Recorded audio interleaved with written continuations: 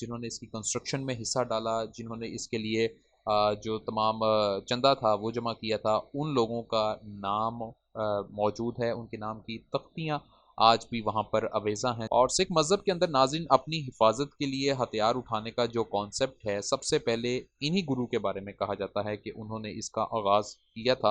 अगर आप इसकी छत की तरफ देखें तो वहाँ पर आपको ओरिजिनल फ्रेस्को वर्क उस दौर का किया हुआ आज भी नज़र आ रहा है। तो यहाँ पर एक पुरानी आटे वाली चक्की भी मौजूद है। वल्लाह आलम ये उस दौर की है या क़याम पाकिस्तान के बाद की है या गुरुद्वारे के अंदर रहने वालों की है। लेकिन बहरहाल ये काफ़ी पुरानी है जो किसी दौर में इस्तेमाल होती थी। अब ये एज़ इट इज़ वहाँ पर पड़ी हुई। और छत से यहाँ पे जो हालत है छत की, वो मेरा ख़्याल है पूरे गुरुद्वारे में सबसे ज़्यादा बेहतर है। यहाँ पर कोई हमें तबाही के मनाज़िर जो है वो एज़ सच नज़र नहीं आए। और जो इसका गुंबद है दरमियान वाला,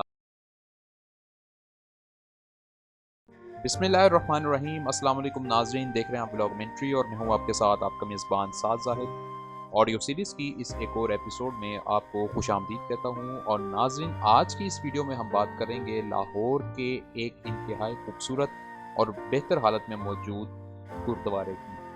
ये गुरुद्वारा, अगर हम बात करें इसके लोकेशन की, तो ये लाहौर का एक सरहदी तारीखी गाँव है जिसका नाम पडाना है, उसमें वाक़ है।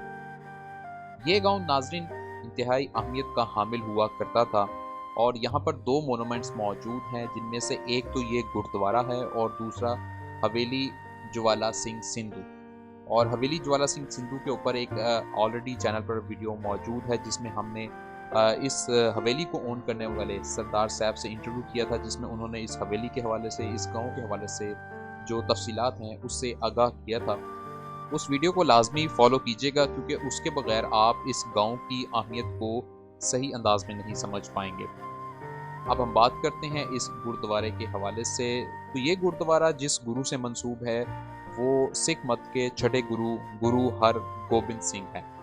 और गुरु हर गोबिंद सिंह कौन है? इनके वालिद थे पांचवें गुरु गुरु अर्जन देव। और जब उनके बाद इन्हें बनाया गया गुरु, तो उस वक्त इनकी एज महज 11 साल बताई जाती है। और सिख मज़हब के अंदर नाज़रीन अपनी हिफाजत के लिए हथियार उठाने का जो कॉन्सेप्ट है, सबसे पहले इन्हीं गुरु के बारे में कहा जाता है कि उन्होंने इसका आगाज़ किया था। और क्योंकि इन्होंने सफ़र किया था, तो इस सफ़र के दौरान वो इस गांव में आए थे और इस गांव के लोगों ने उनसे बड़ी मोहब्बत की, बड़ा शफ़क़त जो है वो दिखाई अपनी। और इस गांव का जो मुमताज़ जागीरदार कह लें या ज़मींदार कह लें, जो उस वक़्त यहाँ का हेड था, जिसका नाम जलन जाट बताया जाता है, जलन जाट से उनकी यहाँ पर गुफ्तगू हुई थी। और उन्होंने जो बाबा गुरु नानक की तालीमात हैं वो उन्हें और इस तमाम गांव में रहने वाले लोगों को दी थी। तो सिख मज़हब में क्योंकि वो यहाँ पर ठहरे थे, इसलिए उन्होंने इसे एक गुरुद्वारा डिक्लेयर कर दिया। लेकिन अगर हम बात करें इस मौजूदा गुरुद्वारे की बिल्डिंग के हवाले से, तो ये कोई बहुत पुराना नहीं है। और इसके बारे में बताया ये जाता है कि ये गुरुद्वारा जो इस गांव के सरदार थे, जिनका नाम सरदार अतार सिंह था, उन्होंने तामीर करवाया था। अगर आप साल की बात करें तो एग्जैक्टली तो नहीं पता ये कब बनाया गया था, लेकिन इसके स्ट्रक्चर से मालूम होता है कि ये 100, 110, 120 साल पुराना है, इससे ज़्यादा पुराना नहीं है। और गुरुद्वारे के अंदर इस वक्त मेवात से आने वाले, हिंदुस्तान हरियाणा वाली साइड जो बनती है, वहाँ से जो मुहाजिरीन आए थे वो आकर बैठे थे। और आज भी इसके अंदर मुहाजिरीन की वही जो घर आके बसा था, उसकी तीसरी नस्ल अब भी मौजूद है। इस गुरुद्वारे के बाहर नाजरीन उनके बकौल बहुत खुला मैदान होता था, लेकिन अब क्योंकि कंस्ट्रक्शन हो चुकी है, लिहाजा यहाँ पर ये छोटा सा ही आपको मैदान नज़र आता है। और इस गुरुद्वारे के बाहर जो इस बिल्डिंग की जिन्होंने सेवा की, जिन्होंने इसकी कंस्ट्रक्शन में हिस्सा डाला, जिन्होंने इसके लिए जो तमाम चंदा था वो जमा किया था, उन लोगों का नाम मौजूद है, उनके नाम की तख्तियाँ आज भी वहाँ पर अवेज़ा हैं, जो कि गुरमुखी में लिखी गई हैं। और हाल ही दिनों में लाहौर से मोहब्बत करने वालों ने इसके ऊपर कुछ इस तरीके से मामलात किए हैं कि इसके अंदर जो लिखे हुए हरूफ हैं वो अब वाज़ेह तौर पर नज़र आना शुरू हो गए हैं, जो कि ज़ाहिर सी बात है एक अच्छा अमर है। सबसे पहले हम आपको इस गुरुद्वारे के ग्राउंड फ्लोर के ऊपर लेके जाते हैं। और जैसे ही आप अंदर दाखिल हो तो सामने आपको ये मंजर नज़र आता है। और ये बिल्डिंग और इसका ग्राउंड फ्लोर बहुत हद तक अपनी ओरिजिनल हालत में आज भी मौजूद है। अगर आप इसकी छत की तरफ देखें तो वहाँ पर आपको ओरिजिनल फ्रेस्को वर्क उस दौर का किया हुआ आज भी नज़र आ रहा है। ये जो आप पिलर्स देख रहे हैं मोटे मोटे, इन्हीं के ऊपर पूरी बिल्डिंग आज भी बड़ी मजबूती से अपनी जगह कायम है। और ऊपर आपको जिस तरह गुरुद्वारों में 12 दरवाज़ों का या 12 दरी का कॉन्सेप्ट होता है, वो यहाँ पर भी आपको नज़र आते हैं। अब आपको इन सीढ़ियों से लेकर हम इस गुरुद्वारे के दूसरे फ्लोर के ऊपर लेके जाते हैं। और जब आप यहाँ फर्स्ट फ्लोर के ऊपर आते हैं तो यहाँ पर मैंने अपनी ज़ाती हैसियत में बड़ी देर तक चीज़ों का और इर्द गिर्द के जो मामलात हैं उनका मुआयना किया। और आप देख सकते हैं कि यहाँ पर जो नीचे इसमें रहने वाले लोग हैं, उनका सामान, उनकी संदूकचियाँ, उनकी पेटियाँ वगैरह यहाँ पर पड़ी हुई हैं। पुराने दौर में ये बताया जाता है कि यहाँ पर एक बाकायदा लंगर कमेटी हुआ करती थी, जो इस गुरुद्वारे के अंदर तमाम लंगर जो तकसीम करने का सिलसिला था, उसका बाकायदा बंदोबस्त किया करती थी। और इसके साथ साथ अगर आप मज़ीद देखें तो यहाँ पर एक पुरानी आटे वाली चक्की भी मौजूद है। वल्लाह आलम ये उस दौर की है या क़याम पाकिस्तान के बाद की है या गुरुद्वारे के अंदर रहने वालों की है, लेकिन बहरहाल ये काफ़ी पुरानी है, जो किसी दौर में इस्तेमाल होती थी। अब ये एज़ इट इज़ वहाँ पर पड़ी हुई है।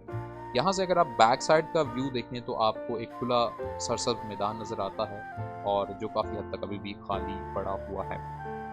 अब आपको इससे भी ऊपर हम लेके जाते हैं, यानी छत के ऊपर। और छत के ऊपर जब आप जाएँ तो सबसे पहले आपको गाँव का यहाँ से बड़ा खूबसूरत नज़ारा देखने का मौका मिलता है, जैसा कि आप देख पा रहे हैं। और छत से यहाँ पे जो हालत है छत की, वो मेरा ख़्याल है पूरे गुरुद्वारे में सबसे ज़्यादा बेहतर है। यहाँ पर कोई हमें तबाही के मनाज़िर जो है वो एज़ सच नज़र नहीं आए। और जो इसका गुंबद है दरमियान वाला, अब मुझे नहीं मालूम इस गुंबद को क्या कहते हैं, हम मुसलमानों में तो इसे गुंबद कहा जाता है। अगर आप में से किसी को मालूम है तो वो कमेंट बॉक्स में लाजमी इस बारे में आगाह कीजिएगा। इसकी भी हालत देखें तो ये काफ़ी बेहतर हालत में है, और बड़ी ईंटों का इस्तेमाल किया गया था, जो ज़ाहिर है अंग्रेज़ों के दौर में इस्तेमाल होना शुरू हुई थी। और अगर आप इसका ये गुंबद वाला हिस्सा भी देखें तो यहाँ पर भी वही 12 दरवाज़ों वाला कॉन्सेप्ट आपको नज़र आता है। और इसके इसी तरह अंदर वाली साइड पे आप चले जाएँ तो जिस तरह मुगलों के दौर में गुलाई में ईंटें लगाकर गुंबद खड़ा किया जाता था, यानी प्योर मैथमेटिक्स का इस्तेमाल, फिज़िक्स का इस्तेमाल, वो यहाँ पर हमें इसमें भी नज़र आता है।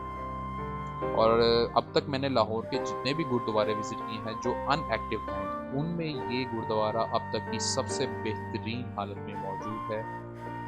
मेरा ख़्याल है कि अगर अरबाब इख्तियार थोड़ा-सा कोशिश करें तो इस गुरुद्वारे को एक हिस्टोरिकल साइट की हैसियत से ना सिर्फ ये कि महफूज़ कर सकते हैं, बल्कि इससे अवामुन्नास के लिए और ख़ास तौर पर जो सिख यात्री रहते हैं उनके लिए इसे ओपन भी कर सकते हैं। तो नाज़रीन, आज की वीडियो का इख्तिताम यहीं पे करते हैं। आज की ये वीडियो आपको कैसी लगी? हमेशा की तरह कमेंट बॉक्स में अपनी कीमती राय का इज़हार करना मत भूलिएगा। अपने मेज़बान साद ज़ाहिद को इजाज़त दीजिए। इंशाल्लाह अगली वीडियो में आपसे फिर मुलाकात होगी। अपना बहुत सारा ख्याल रखिएगा। अल्लाह हाफ़िज़।